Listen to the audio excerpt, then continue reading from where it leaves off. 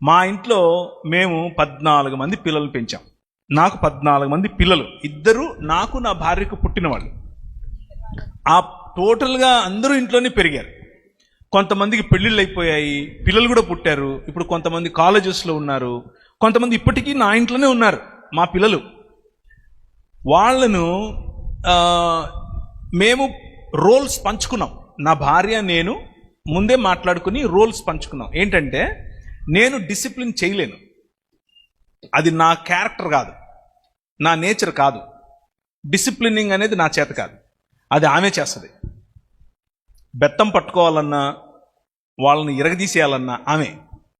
నేను వాళ్లకు biscuit కొనిచ్చటమో chocolate కొనిచ్చటమో ఇలాంటివి నా పని. ఇది ముందే మాట్లాడుకున్నాం. చదువు చెప్పాలి, ఆమె చెప్తుంది. చదువు అంటే టైమింగ్ పెట్టి కూర్చొని చదవండి మీరు అని చెప్పేది ఆమె. చెడగొట్టే పని నాది. రైట్. అంటే నేను వారానికి ఒకసారి 2 సార్లు ఇంటికి సాయంత్రం పూట వాళ్ళు ఉన్నప్పుడు వెళ్తాను. వెళ్ళినప్పుడు అందరూ వస్తారు, డాడీ అని దగ్గరకు వస్తారు.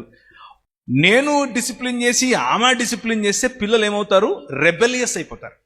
సో మేము పంచుకున్నాం ముందే, మా రోల్స్ మేము పంచుకున్నాం, కూర్చుని మాట్లాడుకున్నాం. ఇది నువ్వు చేయి, ఇది నేను చేస్తా, ఇది నా స్ట్రెంగ్త్, ఇది నీ స్ట్రెంగ్త్. కుటుంబం కరెక్ట్గా సాగాలి అని అంటే బలాబలాలు తెలియాలి.